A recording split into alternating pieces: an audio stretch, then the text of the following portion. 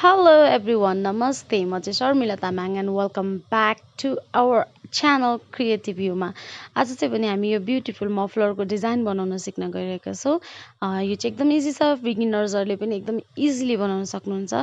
अब चाहिँ भने प्लिज मेरो युट्युब च्यानललाई ग्रो गर्नको लागि तपाईहरुको सपोर्टको खाँचो रहेको छ। सब्स्क्राइब गरिदिनु होला अनि नजिकै रहेको बेल आइकनमा गएर अलको अप्सन पनि क्लिक गर्न नबिर्सिनु होला।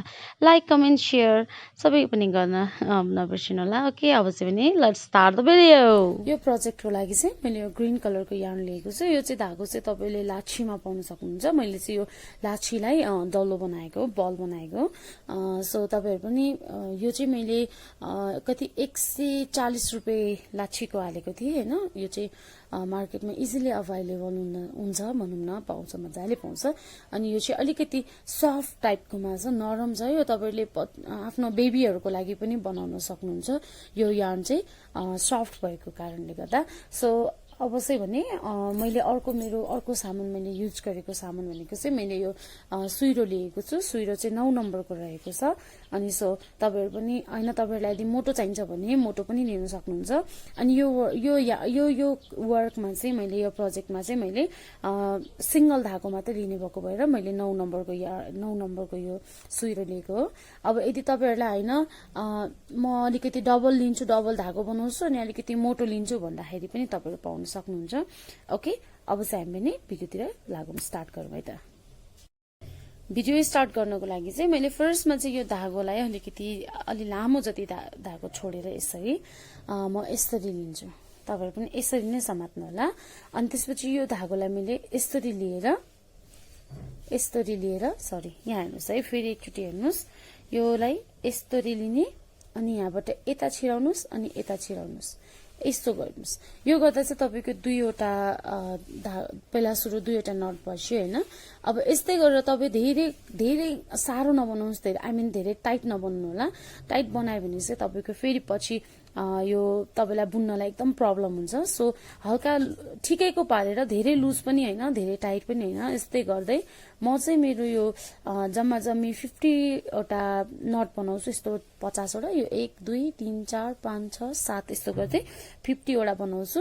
अनि तपाईहरु चाहिँ हैन, यदि मलाई लङ्गर चाहिन्छ, यो भन्दा मलाई लामो चाहिन्छ भन्नाले चौडाई चाहिँ यो त हाम्रो चौडाई हो। चौडाई चाहिँ तपाईलाई यदि यो भन्दा लामो चाहिन्छ भने चाहिँ तपाईहरुले यो भन्दा लामो बनाउन सक्नुहुन्छ। यदि होइन म छोटो चाहिन्छ, म छोटो बनाउँछु भन्नुहुन्छ भने तपाईले छोटो पनि बनाउन सक्नुहुन्छ। तर यो चाहिँ जोडीमा हाल्नु होला, यो बिजोडीमा कहिले नहाल्नु होला। यसरी जोडीमा हाल्नु होला है त। म चाहिँ मेरो 50 वटा, म चाहिँ मेरो 50 वटा नट पुगिसकेपछि चाहिँ म फेरि एकचोटी तपाईहरुसँग भेट्छु है त।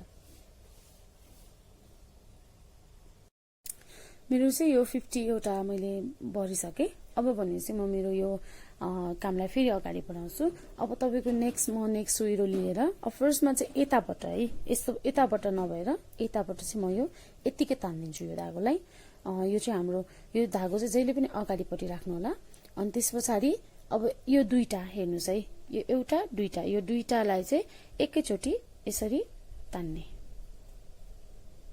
यहाँ यसरी हाल्नुस् अनि यसरी यो धागोलाई घुमाउनुस् अनि त्यसपछि यसरी तान्दिनुस्, यसो गर्नुस्।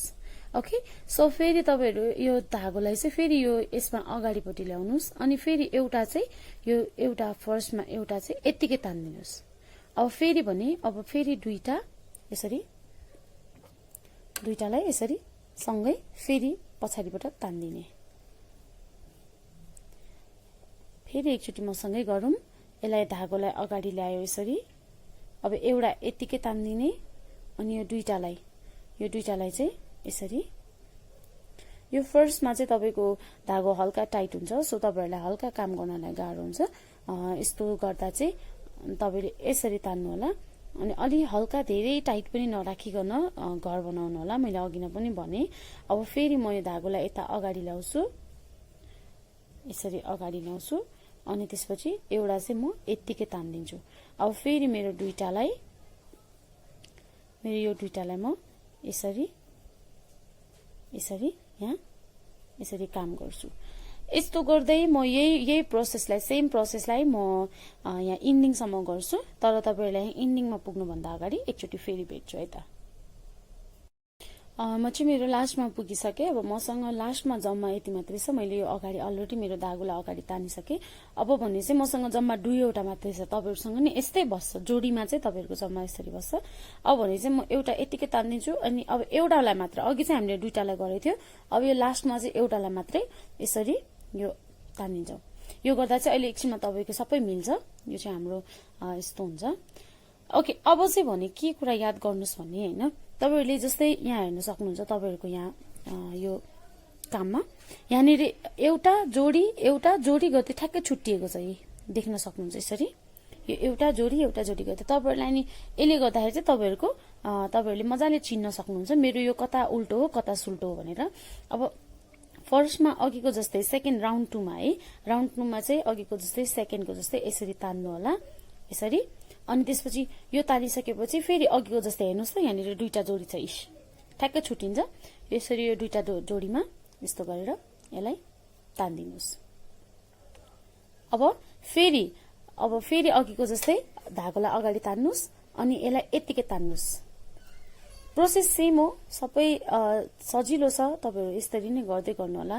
यो धागोलाई अगाडि मात्र तान्ने हो, पछाडिपट्टि लानु पर्दैन। यसरी अगाडि तान्ने, फेरि एउटामा छोडिदिने। अब यो 2टा यसरी ठ्याक्कै तपाईँको जोडी आउँछ। तपाईँलाई काम गर्न सजिलो हुन्छ।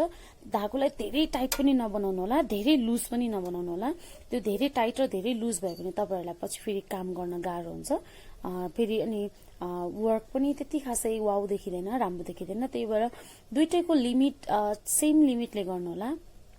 यसरी धागोलाई अगाडि तान्दै यस्तो गर्दै यो बुट्टा चाहिँ यस्तो खालको देखिन्छ।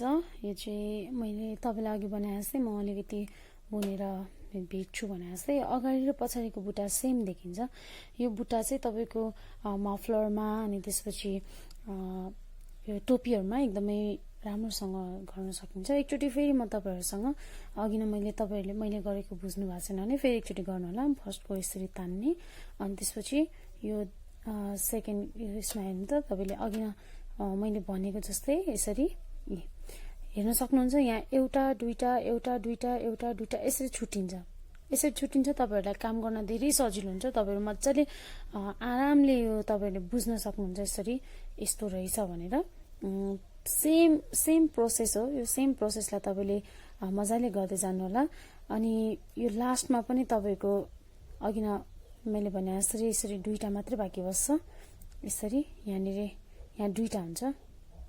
अनि म तपाईँलाई अब चाहिँ भने यसरी 2टा बाँकी बस्छ लास्टको चाहिँ। तपाईँले यसरी बुन्दै जानु होला, गर्दै अलि लामो, कति लामो आफूलाई बनाउन मन लाग्छ त्यति लामो बनाउनु होला। तपाईँहरूको यो डिजाइन चाहिँ एकदमै राम्रो देखिन्छ। यदि तपाईँहरूलाई मन पर्यो भने मेरो भिडियोलाई लाइक गरिदिनु होला अनि कमेन्ट सेयर पनि गर्न नबिर्सिनु होला। नजिकै रहेको बेल आइकनमा गएर अलको अप्सन पनि क्लिक गर्न नबिर्सिनु होला। तर त्योभन्दा अगाडि सब्सक्राइब गरिदिनु होला। Okay everyone, keep loving me, have a good time, bye bye, see you next time.